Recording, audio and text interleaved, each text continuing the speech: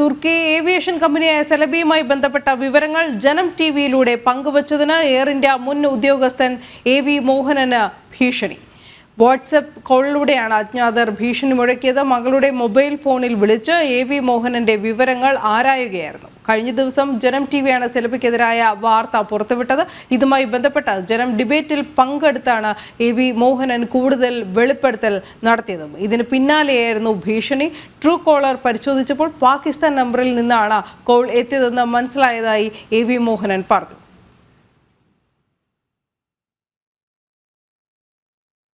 ഇതേക്കുറിച്ച് പ്രതികരിക്കാൻ AV മോഹനൻ ഇപ്പോൾ ടെലിഫോൺ ലൈനിൽ ചേരുന്നുണ്ട്. ശ്രീ മോഹനൻ, താങ്കൾക്ക് ഭീഷണി മുഴക്കിയത്, ഭീഷണി സന്ദേശം ലഭിച്ചത് പാകിസ്ഥാനിൽ നിന്നെന്ന് വ്യക്തമാണോ? തീർച്ചയായും മാഡം, ഇത് ഭീഷണി എനിക്ക് വന്ന നമ്പർ ഞാൻ പരസ്യമായി ഇത് പറയാൻ ഇതുണ്ട്. അത് ഭീഷണി വന്ന നമ്പർ +923472991210 എന്ന നമ്പറിൽ നിന്നാണ് എന്റെ മകളെ വിളിച്ച് ഭീഷണിപ്പെടുത്തിയത് മാഡം.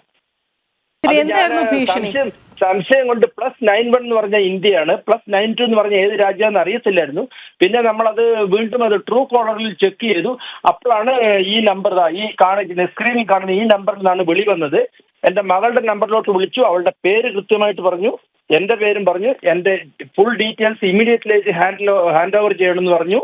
അപ്പം ഉടനെ എന്റെ മകൾ, അപ്പം വാട്സപ്പിലാണ് കോൾ വന്നത്. ഉടനെ എന്റെ മകൾ എന്നെ അറിയിച്ചു. ഞാൻ ഉടനെ കുറച്ചും കൂടെ എന്താ പറയുക, സേഫ് ആയിട്ടിരിക്കണം എന്ന് പ്ലാൻ ചെയ്തു. അത്രയേ ഉള്ളൂ മാഡം. തീർച്ചയായും താങ്കൾ സുരക്ഷിതമായി ഇരിക്കണം എന്ന് തന്നെയാണ് ഞങ്ങളും ആവശ്യപ്പെടുന്നത്. ശ്രീ മോഹനൻ, അതേ ഈ കോൾ വന്നത്, ഭീഷണി കോൾ വന്നത് ഏത് രാജ്യത്ത് നിന്ന് എന്ന് ഇപ്പോൾ വ്യക്തമാണ്. സജാദ് എന്ന പേരുള്ള ആളുടെ നമ്പറിൽ നിന്ന് വരുന്നത്. ഏത് ഭാഷയിലാണ് അയാൾ സംസാരിച്ചത്? എന്തായിരുന്നു ഭീഷണി? അയാൾ ഇംഗ്ലീഷിലും ഹിന്ദിയിലുമാണ് സംസാരിച്ചത്. എന്റെ മകൾക്ക് ഇംഗ്ലീഷും ഹിന്ദിയും നന്നായി അറിയാം. അപ്പം we need your father's details immediately എന്നാണ് പറഞ്ഞത്. And we want all the details of your father and contact number immediately എന്ന് ഹിന്ദിയിലും ഇംഗ്ലീഷിലുമാണ് മാഡം സംസാരിച്ചത്. തീർച്ചയായും വളരെ ധൈര്യപൂർവ്വമാണ് താങ്കൾ കഴിഞ്ഞ ദിവസങ്ങളിൽ ജനം ടിവിക്കൊപ്പം സഹകരിച്ചതും ഈ സെലബിക്കെതിരായ വാർത്തകൾ ഞങ്ങളിലൂടെ പുറം ലോകത്തെ അറിയിച്ചതും. അതിൽ അഭിനന്ദനം അറിയിക്കുന്നു. കാരണം തീർച്ചയായും കേന്ദ്ര സർക്കാർ, കേന്ദ്ര വ്യോമയാന മന്ത്രാലയം അന്വേഷിച്ചതിന് ശേഷമാണല്ലോ കമ്പനിക്കെതിരെ നടപടികൾ ആരംഭിച്ചത്. ഞാനിപ്പോഴും വളരെ ധൈര്യമായിട്ട് തന്നെയാണ് ഇരിക്കുന്നത്.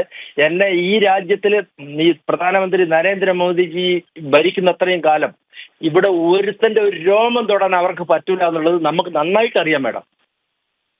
തീർച്ചയായും അങ്ങനെ തന്നെയാണ് ഞങ്ങളും വിശ്വസിക്കുന്നത്. ശ്രീ മോഹനൻ, ഇതുമായി ബന്ധപ്പെട്ട കേസ് നൽകുന്നുണ്ടോ? ഇല്ല, കേസ് നൽകിയിട്ട് കാര്യമില്ല. തമിഴ്നാട് പോലീസിൽ ഒരു കേസ് കൊടുക്കുക എന്ന് പറഞ്ഞാൽ അവിടെ പോയാൽ അവിടെ എന്താ, പിന്നെ നമുക്കറിയാം, നമ്മൾ സാധാരണഗതിയിൽ അതൊന്നും സപ്പോർട്ട് ചെയ്യില്ല. അതുകൊണ്ട് നമുക്കതിന് താല്പര്യമില്ല. അതിന്റെ പുറകെ എനിക്കിത് എന്റെ സെൽഫ് പ്രൊട്ടക്ഷൻ, എനിക്ക് അതിന്റെ ആവശ്യമുള്ള സാധനങ്ങളൊക്കെ ഉണ്ട്. എന്നാലും അത് I am very very clear. തീർച്ചയായും ഈ സെലബി കമ്പനിയുടെ ഒരു വാർത്താക്കുറിപ്പൊക്കെ ഇന്ന് വന്നിരുന്നു. താങ്കളുടെ ശ്രദ്ധയിൽ അത് പെട്ടെന്ന് കരുതുന്നു, മനസ്സിലാക്കുന്നു. കാരണം അവർ പ്രതിരോധ ശ്രമങ്ങൾ തുടങ്ങിയിട്ടുണ്ട്, തുർക്കിയുമായി യാതൊരു ബന്ധമില്ല എന്നൊക്കെ പറഞ്ഞിട്ടുണ്ട്. പക്ഷെ അത് പാഴ്വാക്കാണ് എന്ന് മാധ്യമങ്ങൾക്കും അന്വേഷണത്തിലൂടെ കേന്ദ്ര സർക്കാരിനും ഒക്കെ മനസ്സിലായിട്ടുള്ളതുമാണ്. അതെ, അത് ഞാൻ കാണാൻ പറ്റിയില്ല. പക്ഷെ വിവരം ഞാൻ അറിഞ്ഞു. പക്ഷെ അവര് ഒന്നുമില്ലെങ്കിൽ പിന്നെ അവരെന്തിനാ ഇവിടെ നിൽക്കുന്നത്? പിന്നെ ഇപ്പൊ കേന്ദ്ര ഗവൺമെന്റ് ഒന്നുമില്ലാത്തൊരു കമ്പനിയെ ഇന്ത്യക്ക് വെളിയിലാക്കുമല്ലോ. തീർച്ചയായും വളരെയധികം നന്ദി ശ്രീ AV മോഹനൻ പ്രതികരിച്ചതിന്. താങ്കൾ സുരക്ഷിതനായി ഇരിക്കും. കാരണം ഇത് നവയുഗ ഭാരതമാണ്. പുതിയ ഭാരതത്തിൽ ഒരു ഭീഷണിയും വില പോകില്ല എന്ന് നമ്മൾ ഭീകരരെ വ്യക്തമായി അറിയിച്ചതുമാണ്. ആ സന്ദേശത്തിൽ തന്നെയാണ് ഭാരതത്തിലെ ഓരോ ജനതയും ഇപ്പോഴും ജീവിക്കുന്നതും. ആ വിശ്വാസം തന്നെയാണ് നമുക്ക് എല്ലാവർക്കും ഉള്ളതും. ഐസൻ ജോസ് കൂടി ഈ വാർത്തയോടൊപ്പം വിവരങ്ങൾ പങ്കുവയ്ക്കാനായി ചേരുന്നുണ്ട്. ഐസൻ, നമുക്കറിയാവുന്ന എന്തൊക്കെ? ഇപ്പോൾ നമുക്ക് ലഭ്യമാകുന്ന സൂചനകൾ അനുസരിച്ച് പാകിസ്ഥാനിൽ നിന്ന് തന്നെ ഒരു ഭീഷണി സന്ദേശം അല്ലെങ്കിൽ ഭീഷണി മുഴക്കിക്കൊണ്ടൊരു ഫോൺ കോൾ ഈ വിഷയവുമായി ബന്ധപ്പെട്ട് ജനം ടിവിയിൽ ചർച്ചയിൽ പങ്കെടുക്കുകയും ഇതിന്റെ വിശദാംശങ്ങൾ ലഭ്യമാക്കുകയും ചെയ്ത മോഹൻ എന്ന് പറയുന്ന പഴയ ഏവിയേഷൻ രംഗത്ത് പ്രവർത്തിച്ചിരുന്ന വ്യക്തിക്ക് വന്നിരിക്കുന്നു എന്നതാണ് ഏറ്റവും ഗൗരവതരമായ ഒരു വിഷയം. തീർച്ചയായും ആ കോളിന്റെ ഉറവിടം തന്നെയാണ് ഏറെ ഗൗരവം അർഹിക്കുന്നത്. പാകിസ്ഥാനിൽ നിന്ന് ഇത്തരത്തിൽ ഒരു വ്യക്തിക്ക് ഫോൺ വരുന്നത് അല്ലെങ്കിൽ ഈ ഫോൺ ഭീഷണി സന്ദേശം വരുന്നത് എന്നത് പ്രധാനപ്പെട്ട ഗൗരവമുള്ളൊരു ഒരു വിഷയം തന്നെയാണ്. അതിന് എടുത്തു ഐസൻ, ഞാൻ ഒന്നും ഇടപെടുകയാണ്. ശ്രീ AV മോഹനൻ നമ്മളോടൊപ്പം ഇപ്പോഴും തുടരുന്നുണ്ട്. ഐസൻ എന്തെങ്കിലും ചോദിക്കാനുണ്ടെങ്കിൽ നേരിട്ടാകാം. സാർ, ഇപ്പോൾ നമുക്ക് താങ്കൾക്ക് ലഭിച്ച ഫോൺ കോളിൽ സംബന്ധിച്ച് ഏത് മേഖലയിൽ നിന്നാണ് എന്തെങ്കിലും അങ്ങനെ സ്ഥിരീകരണമോ സൈബർ സെല്ലിനുമായി ബന്ധപ്പെട്ട എന്തെങ്കിലും സ്ഥിരീകരണം താങ്കൾക്ക് ലഭിച്ചിട്ടുണ്ടോ? ഇല്ല സാർ, എനിക്ക് അങ്ങനെയുള്ളൊരു സ്ഥിരീകരണമൊന്നുമില്ല. ഞാൻ എൻ്റെ കയ്യിലുള്ള മൊബൈലിലുള്ള ട്രൂ കോളർ വെച്ചിട്ടാണ് ഇത് ചെക്ക് ചെയ്തത്. ചെക്ക് ചെയ്യുമ്പോൾ ഇത് പാകിസ്ഥാനിൽ നിന്നാണെന്ന് മനസ്സിലായി. ആദ്യം അവർ ഇന്ത്യയിൽ നിന്നാണെന്നായിരുന്നു പറഞ്ഞിരുന്നത്. പിന്നെ ഇത് ചെക്ക് ചെയ്യുമ്പോൾ പാകിസ്ഥാനിൽ നിന്നാണെന്ന് മനസ്സിലായി. അതുകൊണ്ടാണ് ഞാൻ ഉടനെ ജനൻ TVയിൽ അറിയിച്ചത്. പിന്നെ ഈ കോൾ വന്നത് എൻ്റെ മകളുടെ നമ്പറിലേക്കാണ്. പക്ഷേ കൃത്യമായിട്ട് അവർ ടാർഗറ്റ് ചെയ്ത എൻ്റെ മകളുടെ നമ്പറിലേക്ക് മകളുടെ പേര് സഹിതം ചോദിച്ച് അച്ഛൻ്റെ ഡീറ്റെയിൽസ് ഒക്കെ വേണം, ഇമ്മീഡിയറ്റ്ലി തരണം, ഞങ്ങൾ ക്രൈംബ്രാഞ്ചാണ്, അതാണ് ഇതാണ്, ഞങ്ങൾ ഇല്ലെങ്കിൽ അങ്ങനെ ആക്കി ഇങ്ങനെ ആക്കാനൊക്കെ പറഞ്ഞ് പേടിപ്പിച്ച് ആ കുട്ടീനെ ഒന്ന് ഭീഷണിപ്പെടുത്തി. അതുകൊണ്ടാണ് ഞാൻ ഈ നമ്പർ ചെക്ക് ചെയ്തത്. ഇപ്പം ഒരു സൈബർ സെല്ലൊന്നും കൊടുത്തിട്ടില്ല. പക്ഷേ ആസ് പെർ ട്രൂ കോളറിൽ ഇതിങ്ങനെയാണ് കാണുന്നത്. ഏത് ഭാഷയിലാണ് താങ്കൾക്ക് ഭീഷണി വന്നത്? ഇംഗ്ലീഷിലും ഹിന്ദിയിലും സാർ. എന്താണ് ഭീഷണിയുടെ ഉള്ളടക്കം? കൃത്യമായി അവരെന്താണ് പറഞ്ഞത്? അവർ പറഞ്ഞത് നിങ്ങളുടെ അച്ഛനായിട്ട് ഉടനെ ബന്ധപ്പെടാനുള്ള എല്ലാ സംവിധാനവും വേണം, ഞങ്ങൾക്ക് നിങ്ങളുടെ അച്ഛൻ്റെ നമ്പർ വേണം. കൃത്യമായിട്ട് ആ കുട്ടിയോട് സംസാരിച്ചു. ഈ സെലിബിയുമായി ബന്ധപ്പെട്ട വിഷയങ്ങൾ സംസാരിച്ചോ? ഇല്ല, ആ സെലിബിയുമായി ബന്ധപ്പെട്ട വിഷയങ്ങൾ എൻ്റെ മകളോട് സംസാരിച്ചില്ല. പക്ഷെ അത് എൻ്റെ അടുത്ത് എടുക്കാനായിരിക്കുമല്ലോ. കാരണം എനിക്ക് എൻ്റെ മക്കൾക്കോ ആർക്കോ ഇതുവരെ പാകിസ്ഥാനിൽ നിന്നോ അങ്ങനെയൊന്നും ഒരു കോൾ ഇതുവരെ വന്നിട്ടില്ല. അപ്പോൾ ഇന്നലെ ഇതൊക്കെ നടന്ന സ്ഥിതിക്ക് ഇന്ന് ഇങ്ങനത്തെ ഒരു കോൾ വരുമ്പോൾ തീർച്ചയായും നമ്മൾ സംശയിക്കണമല്ലോ. തീർച്ചയായും. ഇത് താങ്കൾ നിയമ സംവിധാനങ്ങളെ, അതായത് പോലീസിനെയൊക്കെ അറിയിക്കാനിരിക്കുകയാണോ അതോ എന്തെങ്കിലും ആലോചനയുണ്ടോ?